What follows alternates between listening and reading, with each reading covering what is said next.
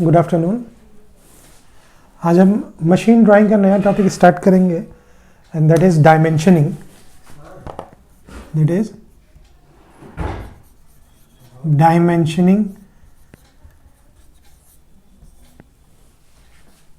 देखिए, ये बहुत ही इम्पोर्टेंट टॉपिक है और सबसे ज़्यादा मार्क्स इसी के बेसिस पे करते हैं। जब आप ड्राइंग शीट में ड्राइंग बनाते हैं, जब इसका प्रैक्टिकल एग्ज़ाम होता है तो सबसे ज़्यादा मार्क्स इसी में कटते हैं।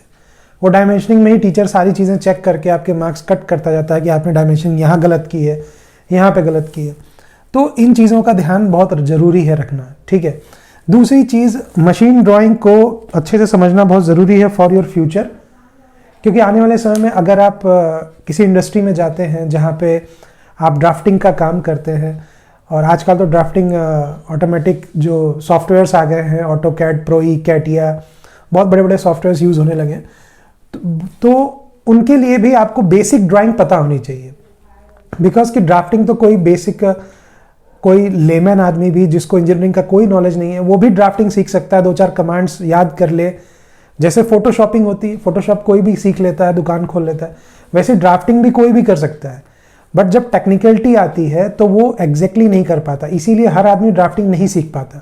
सीख सकता है बट सीखता नहीं, क्योंकि टेक्निकल टर्म्स उसको नहीं पता रहेंगे, ठीक है। और वो टेक्निकल टर्म्स पता करने के लिए आपको बेसिक्स ऑफ ड्राइंग पता होनी चाहिए, जो आपको फर्स्ट ईयर, सेकेंड ईयर या डिप्लोमा या इंजीनियरिंग या कहीं भी जहाँ भी आप टेक्निकल कोर्स कर रहे हैं वहाँ पे आपको ये बताया जाएगा। तो जो बेसिक सब्जेक्ट आप पढ़ रहे हैं वो बहुत ध्यान से देखना ज़रूरी है, क्योंकि अगर ये क्लियर है तो आपका वो भी बहुत स्ट्रांग हो जाएगा, ठीक है। क्योंकि टेक्निकल टर्म्स तो आएंगे ही आएंगे, वो सॉफ्टवेयर में नहीं बताएगा, वो आपको पता होने चाहिए। बिकॉज सॉफ्टवेयर ये मान के बनाया जाता है कि आप एक टेक्निकल आदमी हैं, ठीक है।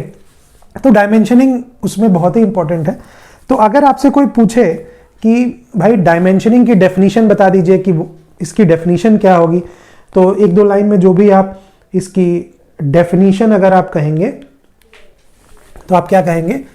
It is an art, it is an art of, it is an art of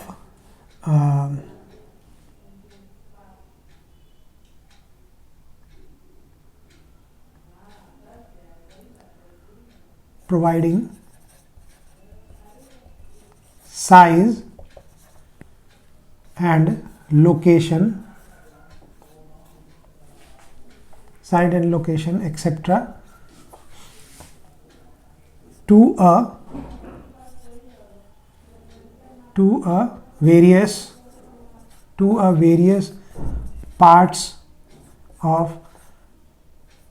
various parts of object on drawing, ठीक है। ये इसकी बेसिक डेफिनेशन होती है। सिंपल अपने वर्ड्स में आप कुछ भी इसको बना के लिख दें, ठीक है ना। तो इट इज एन आर्ट इसलिए कि भाई ये समझ रहे हैं आप, आर्ट ड्राइंग को कहते हैं और ये भी एक पार्ट ऑफ ड्राइंग है। तो उसमें एक आर्ट होती है, एक कला है जिसमें आप प्रोवाइड करते हैं, बताते हैं साइज और लोकेशन के बारे में, ठीक है। साइज, लोकेशन, एक्सेट्रा भी मैंने लिखा हुआ है। जैसे कि साइज और लोकेशन के अलावा भी टेक्निकलिटी और भी चीज़ें होती है। जैसे जब आप आगे बढ़ेंगे तो डायमेंशनिंग में एक चीज़ आती है, tolerance dimensioning, special feature dimensioning. तो उसमें क्या होता है कि आप टॉलरेंस बताते हैं कि कितना टॉलरेंस आप दे सकते हैं, वहाँ पे उसकी भी डायमेंशनिंग की जाती है।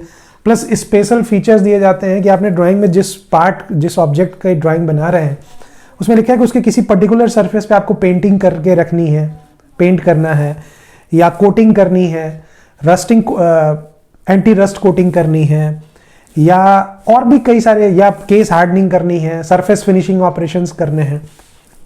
तो बहुत सारे स्पेशल फीचर्स जो होते हैं वो भी हम ड्राइंग में स्पेसिफाई करते हैं, वो भी सारा डायमेंशनिंग के अंदर आता है। बट चूंकि जो हमारे सिलेबस में इस चैप्टर में है वो सिर्फ साइज और लोकेशन है, ठीक है। हम सिर्फ इस चैप्टर में साइज और लोकेशन डायमेंशनिंग ही पढ़ेंगे, वही आपके सिलेबस में है। आगे आने वाले सब्सिक्वेंट चैप्टर्स में हम देख सकते हैं कि टॉलरेंस डायमेंशनिंग और स्पेशल फीचर डायमेंशनिंग कैसे की जाती है। इसीलिए मैंने एक्सेप्ट्रा लिख दिया। बेसिक अभी जो definition, it is an art of providing size और location to various parts of object, जो वेरियस पार्ट्स की जो ड्राइंग बनेगी, उसके जो जो पार्ट्स होंगे डिफरेंट। देखिए होता क्या है कि जो ड्राइंग हम बनाते हैं उसका बेसिक कंसेप्ट क्या होता है, वेरियस पार्ट करने का मतलब हम मेंटली करते हैं, ठीक है ना। ऐसा नहीं कि हम उसको अलग अलग खोल के भी कर सकते हैं, ऐसा कुछ नहीं है कि अगर आप कोई मशीन है बड़ी सी या कोई बहुत बड़ा प्रोडक्ट है, उसके कई सारे पार्ट्स, उसमें बहुत सारे नट बोल्ट गियर्स बहुत सारी चीज़ें लगी, सबको आप खोल के ओपन करके अलग अलग भी बना सकते हैं, ठीक है। बट फिर वो होती है कि आपको उसको अलग अलग बनाने का मतलब कि एक असेंबली ड्राइंग भी आपको बनानी पड़ेगी, जिसमें आपको दिखाना पड़ेगा कि कैसे इसको असेंबल करना है। तो ज़्यादातर चांसेस में हम उसको जैसे का वैसे ही बनाते हैं, उसमें हिडन लाइन से अंदर वाली चीज़ें, जैसे जो पार्ट नहीं सामने दिख रहा है बट हम मेंटली, हम टेक्निकल आदमी तो हम समझ सकते हैं कि इसके अंदर ये चीज़ होगी, तो उसको हम हिडन लाइन से दिखाते हैं। तो मेंटली हम डिफरेंट पार्ट्स को ड्रॉ करते हैं, ठीक है, मेंटली उसको बाइफर्केट करते हैं अपने दिमाग से। तो जितने भी अलग अलग पार्ट्स हैं, उन ऑब्जेक्ट्स को ड्राइंग के ऊपर उनकी साइज और लोकेशन को दिखाना, इसी को डायमेंशनिंग कहते हैं। एक तो साइज दिखाना, ठीक है, और एक लोकेशन दिखाना। मतलब एक तो साइज क्या है किसी पर्टिकुलर चीज का, जैसे मान लीजिए कि एक स्क्रू है तो उसमें कुछ पार्ट उसका स्क्रू थ्रेड कटा होगा, कुछ पार्ट बिना थ्रेड के भी होगा, तो कहां से कहां तक थ्रेड कटा है ये उसकी साइज हो जाएगी, ठीक है। कितने दूरी तक थ्रेड कटा है ये उसकी साइज होगी, मतलब 10 mm का थ्रेड कटा हुआ है या कितने स्ट्रोक का थ्रेड कटा हुआ है, वो साइजिंग में आ जाएगा।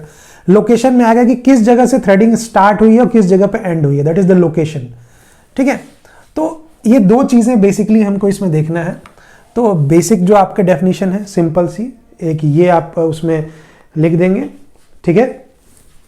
अच्छा, डायमेंशनिंग हम करते क्यों हैं, उसके लिए भी टू प्रोवाइड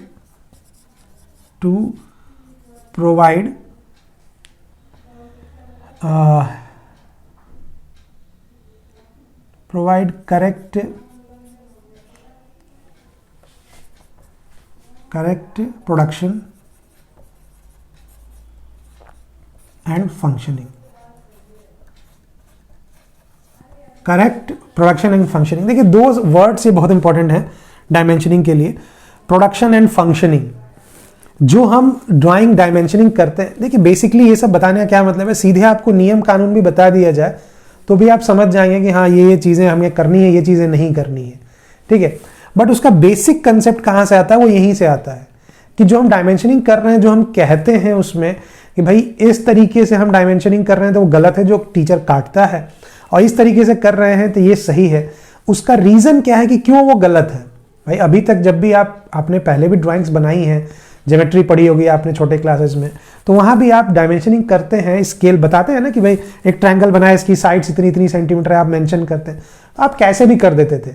बट जब टेक्निकल इंजीनियरिंग ड्राइंग आती है तो वहाँ पे चीज़ें मेंशन करना थोड़ा सा टेक्निकल हो जाता है, उसमें कुछ बातें होती हैं कि क्यों ऐसा किया जा रहा है।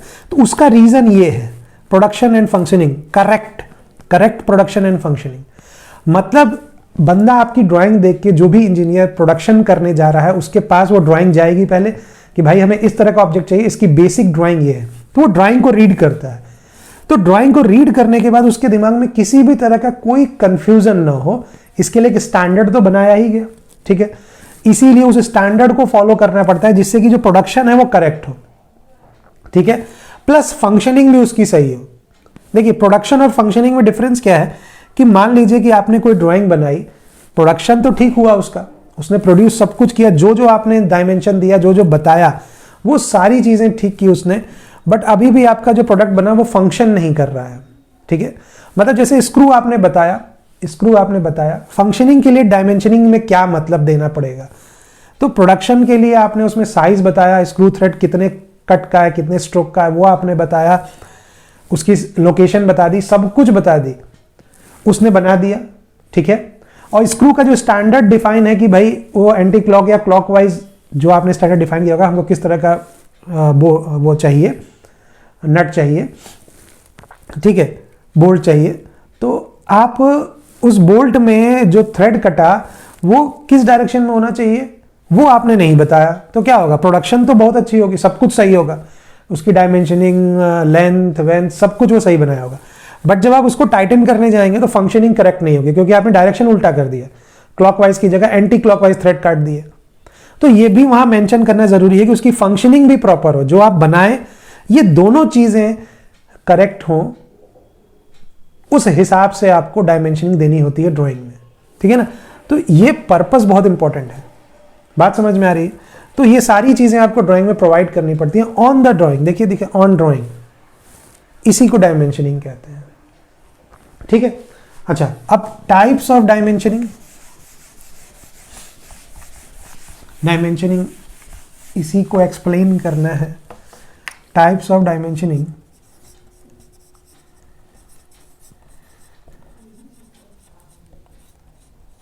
टाइप्स ऑफ डायमेंशनिंग, जिसमें पहला है आपका साइज डायमेंशनिंग, ठीक है। पहला इसी में होता है साइज डायमेंशनिंग, मतलब किसी चीज की हमें साइज बताना, साइज क्या है उसकी, कितनी है, साइज की डायमेंशनिंग करना, ठीक है ना। इट गिव्स, साइज डायमेंशन जब हम करते हैं तो it gives size of a piece or component part, holes, slots etcetera, ठीक है ना। It gives the size of a piece or component part, holes, slots etcetera, जो भी चीजें उसमें बनी होंगी,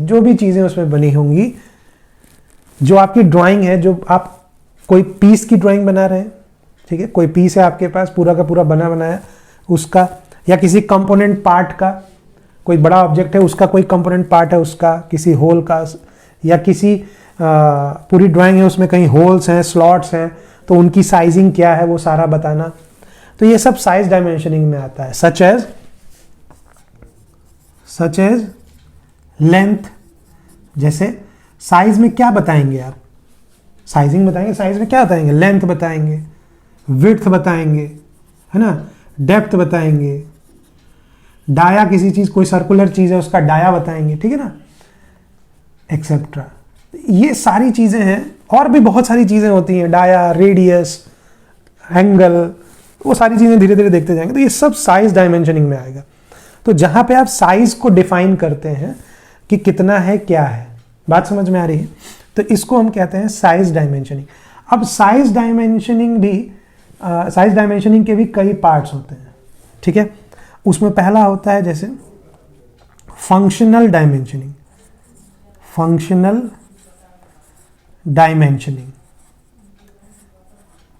ठीक है।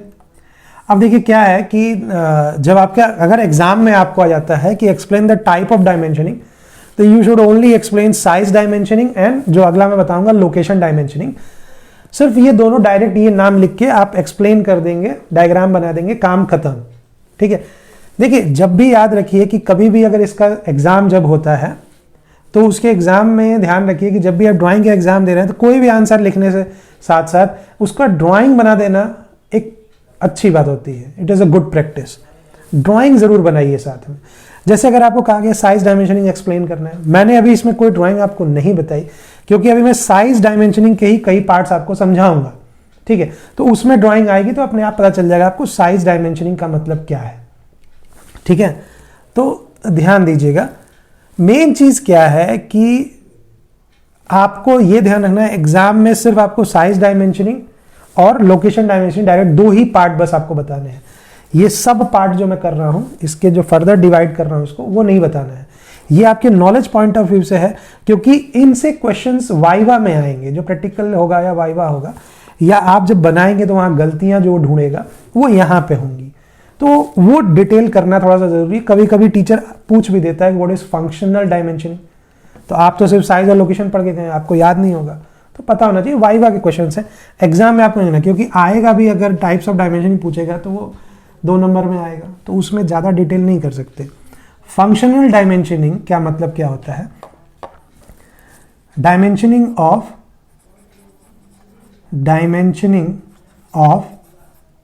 Parts which are essential which are essential for functioning, which are essential for functioning of product,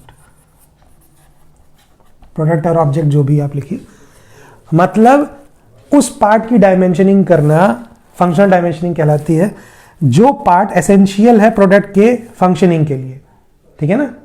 मतलब प्रोडक्ट कुछ होगा, बहुत सारी चीज़ें होंगी प्रोडक्ट में, तो उसके बहुत सारे पार्ट्स होंगे। कोई भी एक प्रोडक्ट आप बना रहे हैं, कोई चीज़ मैन्युफैक्चर कर रहे हैं, उसके बहुत सारे पार्ट्स होंगे।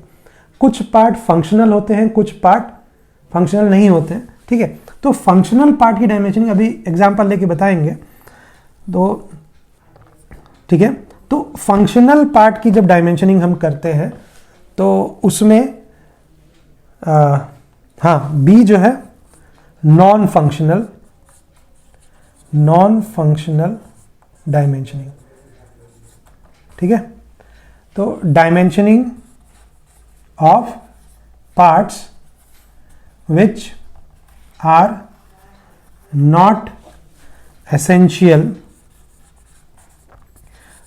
essential for functioning of product, ठीक है ना। जो बहुत ज़रूरी नहीं है प्रोडक्ट की फंक्शनैलिटी को डिफाइन करने के लिए, मतलब उनसे उसकी फंक्शनिंग पे कोई फर्क नहीं पड़ता हो ज़्यादा, उसको हम नॉन फंक्शनल डायमेंशनिंग कहते हैं। उसकी डायमेंशनिंग जब बताएंगे, उसकी साइज या लोकेशन बताएंगे, तो वो जो होगा वो नॉन फंक्शनल डायमेंशनिंग में आएगा। बात समझ में आ रही है, ठीक है। और C redundant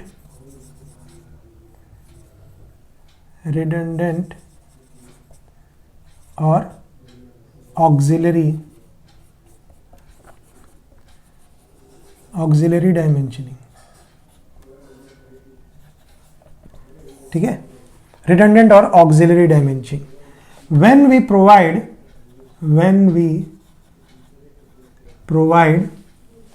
provide overall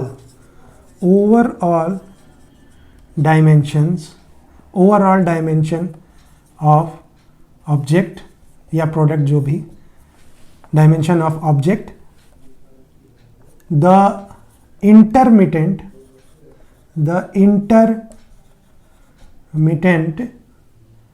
dimensions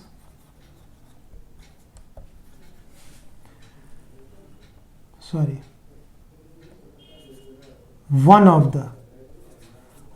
the intermittent dimension becomes redundant और omitted, ठीक है। तो ध्यान क्या रखना है, ये भी एक तरह की है रिडंडेंट और ऑक्सिलरी डायमेंशनिंग। मतलब जब भी हम किसी भी पार्ट में कोई ओवरऑल डायमेंशन अगर हम बता दें उसका पूरा, तो उसमें जो इंटरमीडिएट जो उसके पार्ट्स की डायमेंशनिंग होगी, उनमें से एक जो होगा वो रिडंडेंट हो जाएगा। इसी को रिडंडेंट डायमेंशनिंग बताते हैं। ये हम इसीलिए अभी तक रखा था कि तीनों एक बार हो जाएं, उसके बाद डायग्राम एक ही बनाते हैं और उसके बाद आपको समझाते हैं कि क्या इसका मतलब है, ठीक है।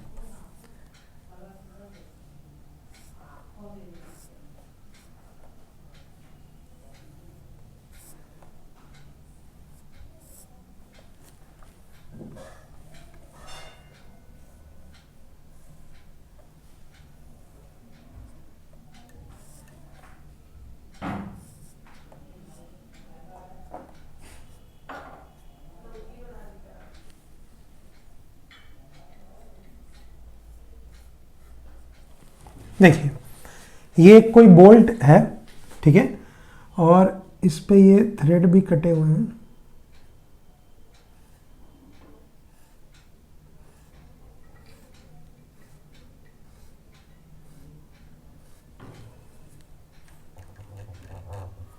ठीक है। ये कोई बोल्ट है, ठीक है, ये इसका हेड पार्ट है, हेड, ये बोल्ट है। बोल्ट घरों में आपने देखा होगा, बहुत यूज होता है बोल्ट, ठीक है। ये उसका हेड पार्ट है, ठीक है। अब जैसे मान लीजिए कि इसने जो इसकी जो है ये टोटल लेंथ दे दी आपके इसकी, टोटल लेंथ जो आपकी दे दी 10 mm, ठीक है। और अलग अलग भी है, शुरुआत में ये दी थी 5, ठीक, शुरुआत में ये दोनों दी थी 5 मतलब 5 जो है इसमें, ये आपका थ्रेड नहीं कटा हुआ है, सिंपल है, प्लेन सिलेंड्रिकल, और जो 5 बाद वाला है उस पर थ्रेड्स बने हुए हैं, ठीक है। ये आपको डायमेंशनिंग दी थी। फिर ड्राइंग में उसने क्या किया कि उसका मन आया कि भाई ये टोटल हम दे दें, टोटल लेंथ भी इसकी दे दें। देखिए, ये जब आप टॉलरेंस डायमेंशनिंग करते हैं तो उस समय पता होता है कि ये टोटल डायमेंशनिंग देना भी कभी कभी ज़रूरत हो जाती है कि वो 5 तो बना रहा है, बट 5 का अलग वो टॉलरेंस देगा और ये थ्रेड काटने का अलग टॉलरेंस देगा, बट उसके बाद भी वो टोटल का टॉलरेंस कम कर देगा। जैसे टॉलरेंस क्या होता है, टॉलरेंस का मतलब होता है कि वो आपने बेस साइज उसने बोला कि 5 होनी चाहिए, ठीक है, 5 तो उसकी बेस साइज है, इतना होना तो अच्छी बात है, बट जब मैन्युफैक्चर करने जाते हैं थोड़ी सी एरर होती है, थोड़ी सी mistaken human error, machine error, इनकी वजह से थोड़ा सा साइज में डिफर आता है, तो वो 5 की जगह पता चला 5.01 बन गया, ठीक है। तो इसने क्या किया कि इसने टॉलरेंस दे दिया 5 ± 0.03, ठीक, और इसमें भी दे दिया उतना ही। अब अगर दोनों को हम ऐड कर दें तो 10 ± 0.06 हो जाएगा। अगर दोनों जोड़ दें तो टोटल लेंथ जो इस बोल्ट की जो फ्लैंक है इसका लंबा सा, इसका जो लेंथ होगी उसमें टॉलरेंस कितनी आ गई, 0.06। बट क्या होता है, कंपनी ये कहती है कि नहीं भाई, टॉलरेंस दोनों तरफ हमने अलग अलग तो दी है, बट जो टोटल टॉलरेंस है वो 10 ± 0.04 से ज्यादा ना हो, ठीक है, 0.4 से ज्यादा ना हो। ये तो दोनों का जोड़ के टॉलरेंस दिया, तो जब वो साइज देगा तो यहां पे तो ऐसे दे देगा ±03। अब आपने क्या किया कि इसका जोड़ा और आपने दे दिया, आपने साइज बना दिया 10.006, बट फाइनली क्या हो गया, वो रिजेक्ट हो गया साइज, क्योंकि वो कह रहा है कि इससे ज्यादा नहीं होना चाहिए। तो जो ओवरऑल दी गई, जो ओवरऑल डायमेंशन दी गई, इसको हम कहते हैं ऑक्सिलरी डायमेंशन, ऑक्सिलरी डायमेंशन, ठीक है ना। इसकी हमें जरूरत नहीं है क्योंकि इससे कुछ होगा नहीं, इससे कुछ होगा नहीं। अगर टोटल 10 बता दी जाए तो हमें ये नहीं पता चलेगा कहां से थ्रेड बना है कहां से नहीं बना है, ठीक है, इससे नहीं काम होगा। तो ऑक्सिलरी डायमेंशन जो है वो हमारे लिए काम की नहीं होती, बट उसका कुछ इंफॉर्मेशन उससे लगी होती है, इसलिए हम देते हैं, इसीलिए इसको ऑक्सिलरी बोलते हैं, अलग से आती है, ठीक है। तो ओवरऑल डायमेंशन जो है उसको ही हम ज्यादातर केसेस में, वैसे हमेशा ऐसा नहीं होता, बट ज्यादातर केसेस में ओवरऑल डायमेंशन को ही ऑक्सिलरी डायमेंशन कहते हैं। अब ये क्या कह रहा है कि when we provide overall dimension of object, one of the intermediate dimension becomes redundant. मतलब जब हम ओवरऑल डायमेंशन देते हैं तो जो इंटरमीडिएट है, मतलब जो अंदर पार्ट्स की जो डायमेंशनिंग है उसमें से कोई भी एक रिडंडेंट हो जाता है। रिडंडेंट मतलब ओमिटेड, जरूरत नहीं है उसकी। भाई जब 10 ये दे दिया तो अगर एक भी आप ये रखेंगे तो अगला तो पता चल गया ना कि ये 10 है तो ये 5 हो गया, तो बचा हुआ 5 ही होगा, देने की जरूरत नहीं। तो एक कोई सा भी आप इसको भी हटा सकते हैं, इसको भी हटा सकते हैं, ओमिटेड हो जाता है, रिडंडेंट हो जाता है। तो इसी को बोलते हैं रिडंडेंट एंड ऑक्सिलरी डायमेंशनिंग। बात समझ में आई। अब इसमें जो ये देखिए, जो डायमेंशनिंग हम इसकी कर रहे हैं, ये स्क्रू वाले पार्ट की, ठीक है, स्क्रू वाले पार्ट की, तो ये स्क्रू ही मेन काम आएगा, मेन काम यही करेगा, जहां पे कि आप जितनी थ्रेड्स पे आप बोल्ट लगा देंगे, अरे नट लगा देंगे, मान लिया 3-4 आपने थ्रेड पे नट कस दिया तो वहीं वो स्टॉप हो जाता है। बट क्या नट कभी इस पे स्टॉप होता है क्या? नहीं, कभी भी नहीं। तो उस पर ध्यान देना है कि नट का यहां से कोई मतलब नहीं है। दूसरा, जिस चीज में आपको उसको फिक्स करना है वहां भी क्या होता है, सिर्फ यही चीज काम करती है, ये कोई काम नहीं करता। तो इस पार्ट को जो काम में आ रहा है इसी को हम फंक्शनल, एफ है ये फंक्शनल डायमेंशनिंग है, ये फंक्शनल पार्ट है, ठीक है ना, जो फंक्शन करेगा, जिसका काम हम लेते हैं। और ये जो पार्ट हो गया आपका, ये नॉन फंक्शनल हो गया। बात समझ में आई? अच्छा, अब इसमें हेड भी है। हेड किस में आएगा भाई साहब? ये फंक्शनल पार्ट है। ध्यान दीजिएगा, ये फंक्शनल पार्ट है। क्यों? क्योंकि हेड में ही आप स्पैनर लगा के इसको टाइटन करेंगे, हेड में ही आप स्पैनर लगाते हैं।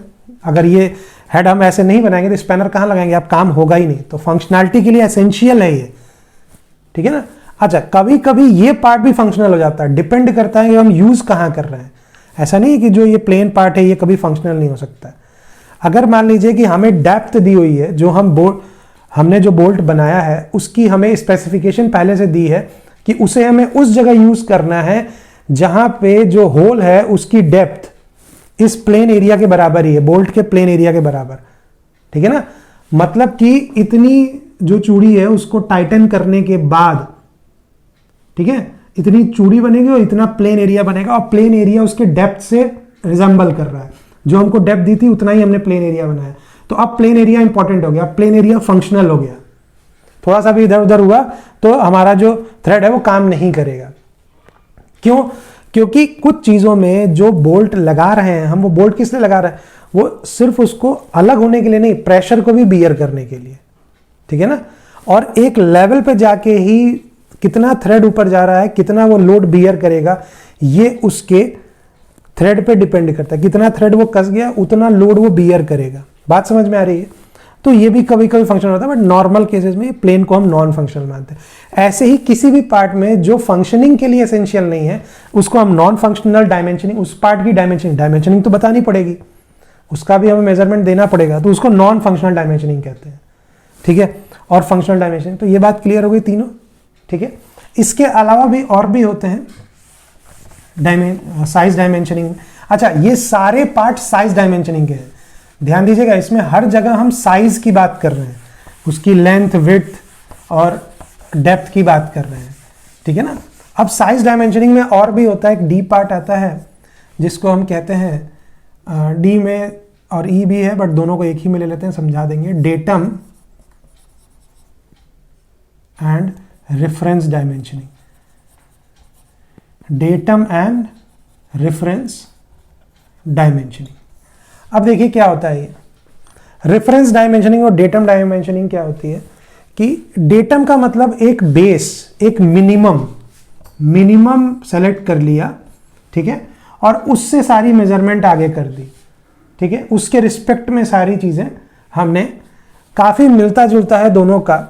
रेफरेंस क्या होता है कि जैसे एक ही पार्ट की ड्राइंग अगर बनानी है आपको, एक ही पार्ट की आप ड्राइंग बना रहे हैं, ठीक है, एक ही पार्ट की ड्राइंग बना रहे हैं और उसमें किसी चीज को आप रेफरेंस मान रहे हैं कि इसी के रेफरेंस में सारी मेजरमेंट्स करनी है, और ये रेफरेंस डायमेंशनिंग दी जाती है जब हमारी ड्राइंग किसी ऑब्जेक्ट की कई ड्राइंग शीट्स में बनती हो, डिफरेंट शीट्स में हम ड्राइंग बना रहे हैं, ठीक है, डिफरेंट शीट्स में बना रहे हैं, तो रेफरेंस हमने एक पहली शीट पे ही दे दिया और उसी रेफरेंस से हमने सेकंड पे भी बनाया, थर्ड पे भी बनाया, फोर्थ पे भी बनाया, सब पे वही रेफरेंस फॉलो हो रहा है, ठीक है ना।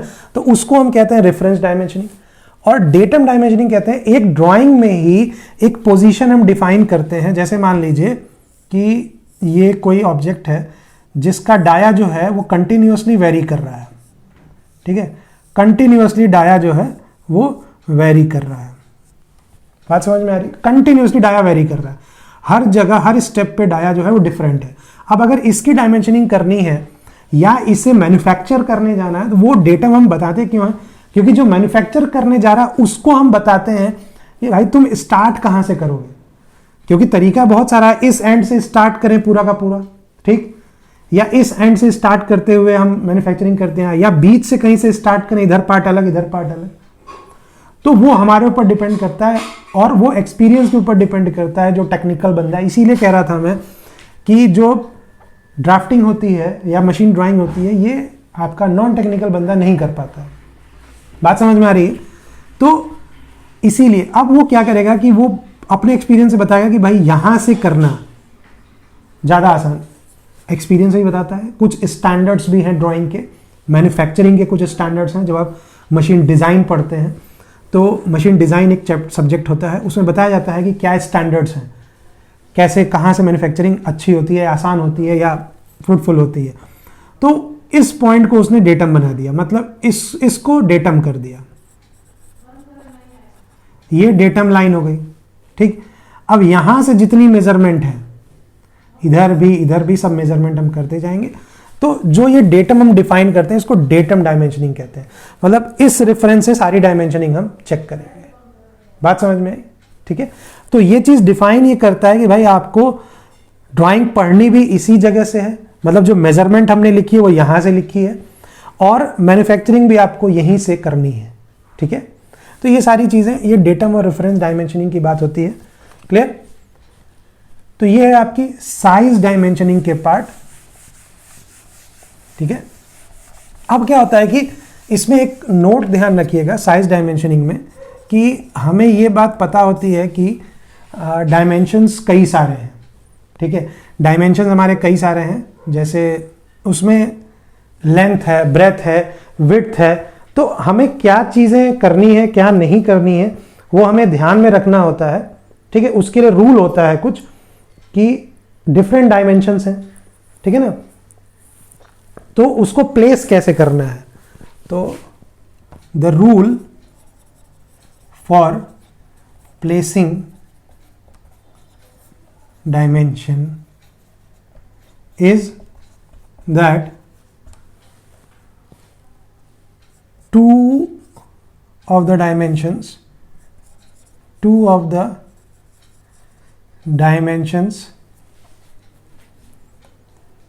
should be on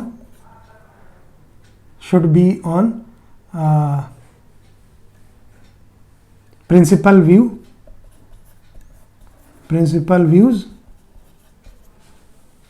and the third one should placed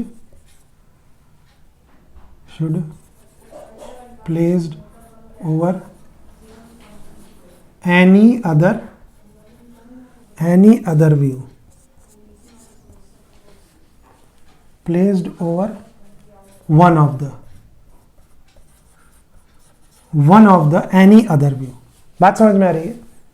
ठीक है, तो मेन चीज क्या है कि the rule for placing dimension is that, मतलब कोई भी डायमेंशन, जैसे मान लीजिए एग्जांपल कि आप उसकी लेंथ दे रहे हैं। ठीक है, लेंथ दे रहे हैं, विड्थ दे रहे हैं। ठीक है, और मान लिया कि डेप्थ भी दे रहे हैं, तो क्या होगा कि आपको पता है कि कई सारे प्रोजेक्शन जब हम ड्राइंग बनाते हैं, ऑर्थोग्राफिक प्रोजेक्शन ड्राइंग, तो उसमें कई सारे व्यूज होते हैं हमारे। फ्रंट व्यू होता है, टॉप व्यू होता है, साइड व्यू होता है। ठीक है, साइड में 2 व्यू होते हैं, left hand side view, right hand side view. तो उसमें हमें क्या करना है कि, और देखिए मेन चीज़ क्या है कि जब हम प्रोजेक्शन, ऑर्थोग्राफिक प्रोजेक्शन ड्राइंग बनाते हैं तो उसमें हमारा मेन चीज़ क्या होता है कि जो टॉप व्यू और फ्रंट व्यू होता है ये हमारे प्रिंसिपल व्यूज माने जाते हैं, क्योंकि ये भी आपको पता है प्रिंसिपल व्यू क्या होता है। तो ये टॉप व्यू और फ्रंट व्यू जो है, ये अब जब ऑर्थोग्राफिक प्रोजेक्शन पढ़े होंगे तो उसमें आपको बताया जाएगा कि प्रिंसिपल व्यूज किसको और क्यों मानते हैं। तो टॉप, आपको नॉलेज के लिए बता दे रहा हूँ कि टॉप व्यू और फ्रंट व्यू जो है वो प्रिंसिपल व्यूज माने जाते हैं। तो जो आपके ये मान लीजिए 3 है, मान लिया कि 3 है अभी डायमेंशन, 4 भी हो 5 हो कोई बात नहीं, बट अगर 3 है तो 2 जो है आप प्रिंसिपल व्यू पे ही बनाएंगे। ये 2 डायमेंशन आप प्रिंसिपल व्यू पे बनाएंगे, क्योंकि एक ही ऑब्जेक्ट के कई सारे व्यूज आपको बनाने पड़ते हैं for exact explanation of the drawing. ये बात आपको पता होगा, ऑर्थोग्राफिक प्रोजेक्शन में एग्जैक्ट एक्सप्लेनेशन के लिए आपको कई सारे व्यू बनाने पड़ते हैं, top view, front view, left hand side view, right hand side view. ठीक है, तो 2 जो है ये आप प्रिंसिपल व्यूज पे बनाएंगे। प्रिंसिपल व्यूज पे ये दोनों चीजें आप बताएंगे, पहली 2 डायमेंशंस। और जो तीसरी डायमेंशन है वो आप किसी भी अदर व्यू, जैसे साइड व्यू में भी बहुत सारे होते हैं, बॉटम व्यू भी होता है, left hand side view, right hand side view भी होता है, तो कई सारे व्यूज होते हैं। अब उस किसी भी व्यूज में, किसी में भी एक में जिसमें आपका मन करे, उस एक में आप ये डेप्थ वाला डायमेंशन उसमें ले जाके देंगे। ठीक है, और वो इसलिए दिया जाता है कि वहां से भी जब हम जोड़ते हैं चीजों को, ड्राइंग कैसे बनाते हैं, उसके सारे व्यूज को जोड़ के उस ऑब्जेक्ट की एग्जैक्ट पिक्चरियल अपने माइंड में बनानी पड़ती है। और या अगर किसी चीज की आप ड्राइंग बनाने जा रहे हैं तो उसको उतने पार्ट्स में डिवाइड करके अपने दिमाग में आपको बनाना पड़ता है। यही तरीका है ड्राइंग बनाने का। Drawing is a visualisation. Drawing में विजुअलाइजेशन, दिमाग में सोचना, उसको अपने विजुअलाइज करना, वो बहुत जरूरी है। ठीक है ना, तो ये एक रूल है, उसका ध्यान देना होता है। ठीक है, इन चीज़ों पर भी कभी कभी मार्किंग हो जाती है, एक रूल है इसलिए बता दिया, इसको भी फॉलो किया जाता है। ठीक है, अब ध्यान रखिएगा।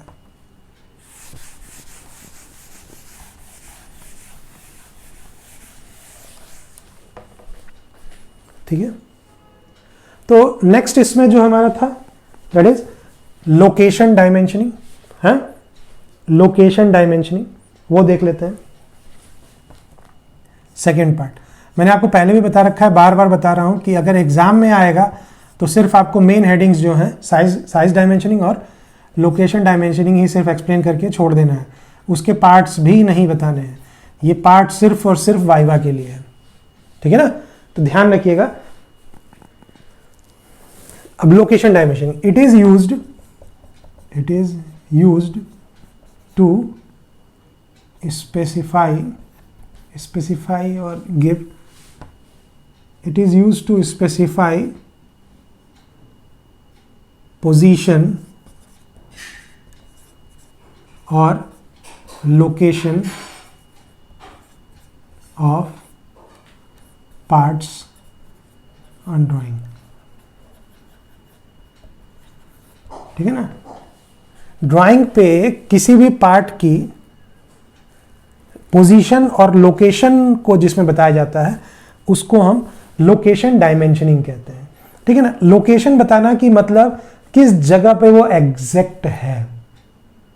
ठीक है ना, देखिए एग्जैक्ट किस जगह पे है ये बड़ा ही अजीबोगरीब काम होता है। जैसे मान लीजिए कि ये एक बड़ी सी शीट है, ठीक है, इसमें यहाँ एक होल ड्रिल करना है, ठीक है, यहाँ एक होल ड्रिल करना है, ठीक है, ये 2 होल ड्रिल करने हैं। तो एक तो हो गया इसकी साइज डायमेंशनिंग, तो साइज डायमेंशनिंग तो आपकी क्या हो जाएगी, ये हो गई कि आपने साइज बता दिया कि भाई ये 2 mm का है। ठीक है, दूसरा एक होता है इसकी लोकेशन को बताना, मतलब ये इस एंड से कितना, ठीक है, मतलब मान लें इसको मेजर कर दिया, इसको मेजर कर दिया, ये बता दिया। दूसरा हमने इसको बढ़ा दिया और इसको बढ़ा दिया, ये बता दिया। तो ये जो दोनों हम बताएंगे ये लोकेशन होगा और ये हमारा साइज होगा। तो अगर एग्जाम में आएगा कि टाइप्स ऑफ डायमेंशनिंग बताए तो आप ऐसे डायग्राम बना के बता सकते हैं कि ये लोकेशन है और ये साइज है, मतलब कि ये इस एंड से कितनी दूर है और ये इस एंड से कितनी दूर है, ये होल का सेंटर। देखिए आप जो ये बता रहे हैं ना वो बता रहे हैं इसका सेंटर। ठीक है, सेंटर की पोजीशन बता रहे हैं आप कि इस एंड से इस वाले एज से कितना दूर और इस वाले एज से कितना दूर है। तो ये हो गया लोकेशन बताना, लोकेशन डायमेंशनिंग। ये जो पार्ट डायमेंशन करेगा बताना इसको उसी में है, वैसे ही बताना है, कोई अलग चीज नहीं देनी। जैसे आपने यहाँ 2 लिखा है वैसे ही आप यहाँ 10 या 5 जो भी आएगा वो लिख देंगे। ठीक है, यहाँ जैसे 6 या जो भी लिख देंगे आप, तो लिखेंगे आप उसी तरह से। वहाँ L और S नहीं लिखते हैं, सफिक्स नहीं देते हैं, बट उसको डिफाइन किया गया है कि हमें क्या क्या बताना होता है। क्योंकि अगर मान लीजिए कि आपको ड्राइंग बनाया गया, आप सिर्फ ये वाला साइज देके छोड़ दिए, तो भाई वो 2 mm का जो होल है वो यहाँ कर दिया उसने, यहाँ कर दिया, यहाँ कर, कहीं भी कर सकता है। तो साइज और लोकेशन दोनों चीज़ें बताना बहुत ज़रूरी है। तो पहला हमने साइज डिफाइन किया था, अब हम लोकेशन डायमेंशनिंग देख रहे हैं। ठीक है, अब लोकेशन डायमेंशनिंग करने के तरीके कौन कौन से हैं वो हम देखते हैं। तो उसमें लोकेशन डायमेंशनिंग परफॉर्म करने के देने के तरीके, तो पहला होता है वो लोकेशन डायमेंशनिंग बिल्कुल जैसे जो आपने गणित में कोऑर्डिनेट ज्योमेट्री में पढ़ा होगा वही तरीका है। पहला है रेक्टेंगुलर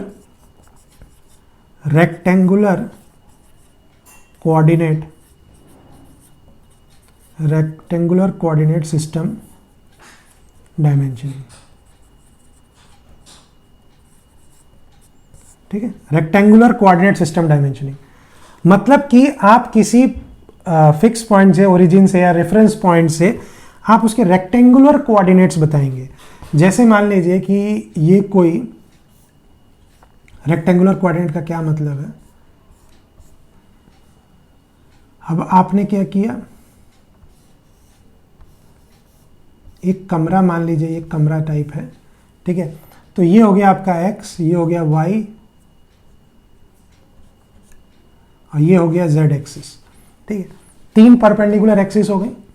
अब अगर किसी भी पॉइंट का आपको लोकेशन बताना है, मान लीजिए कोई पॉइंट कहा गया कि यहाँ है, ठीक है, तो अब यहाँ ये देखिए, ये अंदर की तरफ दिखा रहा हूँ या बाहर, जो भी आप समझ लीजिए, ये पॉइंट हवा में कहीं है। कमरा आपने एक ले लिया, उस कमरे में कहीं हवा में है, ठीक है। अब हवा में है तो उस जगह पे पहुंचने के लिए आपको क्या करना पड़ेगा, आप x जाएंगे, y जाएंगे और फिर z में भी आएंगे, तब आप पहुंच पाएंगे, ठीक है ना। जैसे मान लीजिए कि कमरे की दीवार होती है ये वाली, तो ये तो एक्स वाई हो गई। एक इसी पे परपेंडिकुलर ये एक कोना हो गया, कमरा अगर मान लें ये कमरे की एक दीवार है, ये बोर्ड, तो एक इसका कोना ये भी तो जाएगा, इधर भी तो एक दीवार आएगी, तभी तो रूम बनेगा। तो ये जो दीवार आएगी ये, और पॉइंट कहीं यहाँ हवा में है, यहाँ, या ये इस मार्कर को ही मान लीजिए कि यहाँ इस मार्कर के पास हमें पहुँचना है, मार्कर के टिप पे पहुँचना है।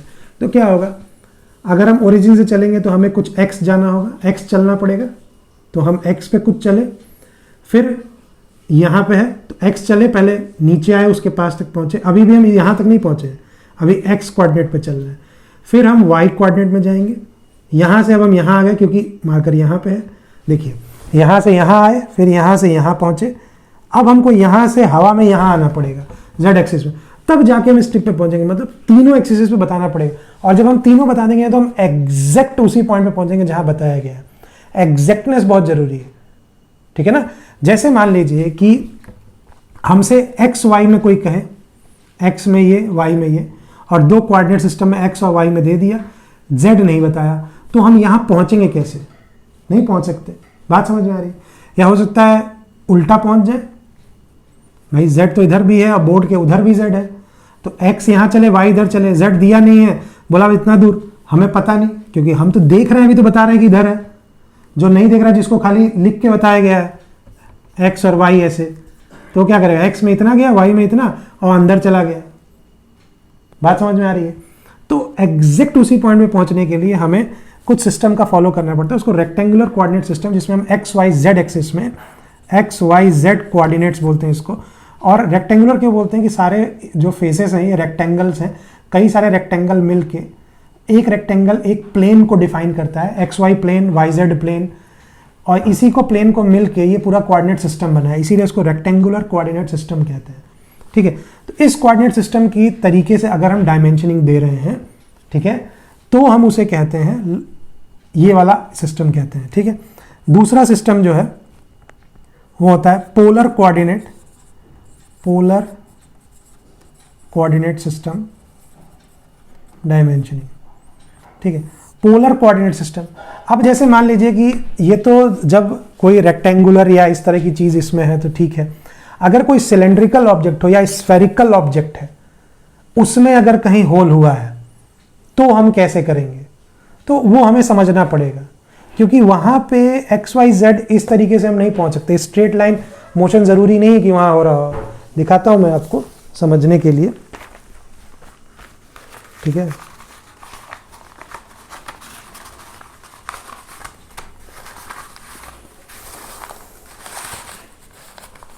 अब जैसे मान लीजिए कि ये कोई है आपके पास सिलेंड्रिकल ऑब्जेक्ट है, ठीक है, इस पे ये होल किया गया है, इस पे ये होल किया गया। तो अभी अगर आपको ध्यान से महसूस हो रहा हो तो ये जो होल होगा ये ऐसे फ्लैट होल नहीं है, ये बिल्कुल ऐसे होल नहीं है, ये होल ऐसे है, ये छेद कुछ नीचे कर्वेचर लेके ऐसे है। बात समझ में आ रही है, ऐसे होल है। बात समझ में आ रही है ना, क्योंकि ये सिलेंड्रिकल पे होल किया गया है, तो वो परफेक्ट फ्लैट होल, ऐसे सर्कल होल नहीं होगा, वो कुछ ऐसे कर्वेचर लिए स्फेरिकल होल होगा। समझ में आ रहा है।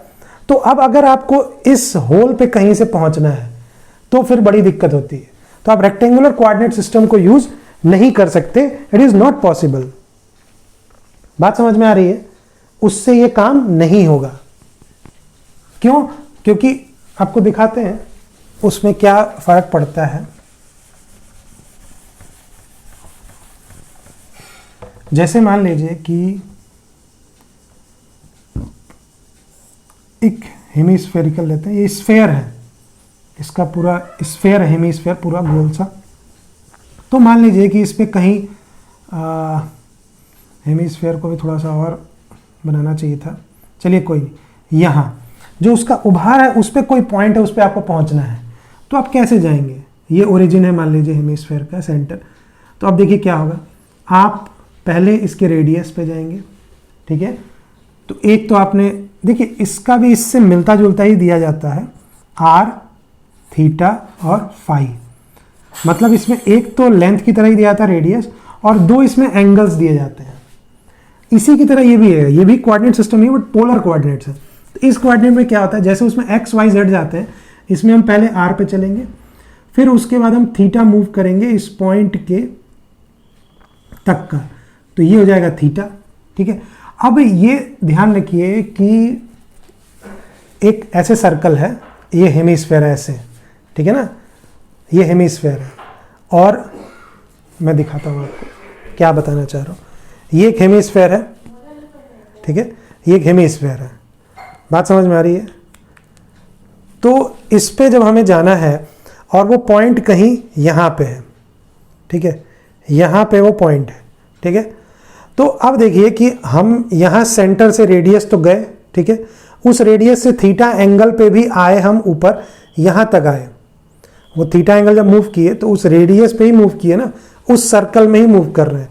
स्फीयर क्या होता है, कई सारे छोटे बड़े सर्कल्स का मिलके होता है। तो हमने जब एंगल पे आया तो यहाँ पहुँचे, अब हमें यहाँ से यहाँ भी मूव करना है। तो अब इस वाली लाइन पे अगर हम सेंटर से इसको ज्वाइन करें, सेंटर से इस पॉइंट को ज्वाइन करें जहाँ पे हम पहुँचे हैं, उससे अब एक एंगल और बनेगा, मतलब इस पॉइंट पे पहुँचे हैं अभी हम। अब इस पॉइंट पे जब हम ऊपर की तरफ आएंगे, ऐसे देख रहे हैं सर्कल है ना, तो ऐसे ऊपर की तरफ नीचे आएंगे, तब हम इस पॉइंट पे पहुँचेंगे, तो वो भी एक थीटा लेगा, तो वो फाई होगा, वो भी एक एंगल लेगा। तो समझने वाली बात है, ठीक है। तो आर फाई थीटा, तो ये पोलर कोऑर्डिनेट सिस्टम डायमेंशनिंग होती है, जिसमें हम पोलर कोऑर्डिनेट्स में उसकी डायमेंशनिंग जगह बताते हैं कहाँ पे है। बहुत ही ज़्यादा डीप है बट कोई बात नहीं। एक होता है तीसरा इसमें टेबुलर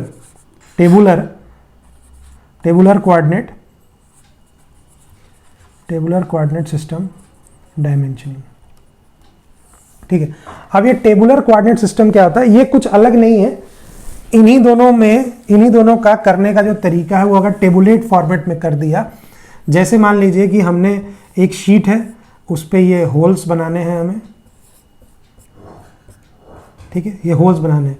तो हम क्या करते हैं कि मेन ड्राइंग पे उसकी नंबरिंग 1, 2 और 3, बस उस पर एक नंबरिंग डाल दी मेन ड्राइंग पे, वहाँ कुछ नहीं किया। ये तब होता है जब जगह बहुत कम रहे आपके पास और स्पेसिफिकेशंस ज़्यादा हों, मतलब आपको बताना बहुत ज़्यादा चीज़ें हैं उसके बारे में। इसके अंदर स्क्रू भी कटा है, इसका आपको कोटिंग भी करनी है, इसके बाहर के प्लेट पे आपको प्लेटिंग भी करनी है, और होल की आपको हॉर्निंग भी करनी है, सरफेस फिनिशिंग भी करनी है, बहुत सारे ऑपरेशंस करने हैं अगर उसी होल पे। तो आप क्या करते हैं कि वो सारी चीज़ें यहाँ बताना, डायमेंशन देना, बहुत वहाँ जगह में बहुत ही मिसमैचिंग हो जाएगी। तो उसको हम अलग से एक टेबुलेट बना देते हैं जिससे आसानी हो जाती है। तो हम एक टेबल बनाते हैं, सिंपल टेबल बना देते हैं और कुछ नहीं, एक्स वाई और थीटा, ठीक है, और यहाँ सीरियल नंबर। तो सीरियल नंबर 1 का एक्स कोऑर्डिनेट कितना है, वाई कोऑर्डिनेट कितना है, x1 y1, और ये थीटा, सॉरी ये थीटा नहीं है, ये फाई है। फाई जो है वो डाया के लिए यूज़ किया जाता है, तो उसका डाया दिया हुआ है φ1, जो होल डाया बनाया गया है, ठीक है। 2x2 y2 φ2, ऐसे ही 3 का भी दिया जाएगा, ठीक है ना। तो ये जो टेबल बना के अलग से ड्राइंग के बगल में टेबल अलग से बना के जहाँ पे हम देते हैं ऐसे सारी उसकी डिटेलिंग, डायमेंशनिंग, उसको हम कहते हैं टेबुलर कोऑर्डिनेट सिस्टम डायमेंशन। ये भी एक तरीका होता है, ठीक है। तो ये आपका टोटल जो डायमेंशनिंग के जो टाइप था, जो बेसिक था, उसका साइज और लोकेशन डायमेंशनिंग होती क्या है, कैसे करते हैं, वो सारी चीज़ें हैं। अभी बेसिकली हमने बहुत सारे रूल्स एंड रेगुलेशंस की बात इसमें अभी नहीं की है, ठीक है ना। तो वो हम देखेंगे अभी कि और क्या इसमें, क्योंकि बहुत सारे रूल्स होते हैं, बट भी बेसिक पता होना चाहिए कि किस किस तरीके से की जाती है, क्या क्या चीज़ें फॉलो होती हैं। क्योंकि ड्राइंग पढ़ना भी बहुत ही, आप कितने भी बड़े इंजीनियर बन जाएं, अगर आप बड़े इंजीनियर भी हैं तो भी आपको ड्राइंग स्टडी करने आना चाहिए, क्योंकि आपका जो नीचे का आदमी है वो आपको ड्राइंग ले आके दिखाएगा और आपको उसी की समझ के आगे सारा काम करना पड़ेगा, ठीक है।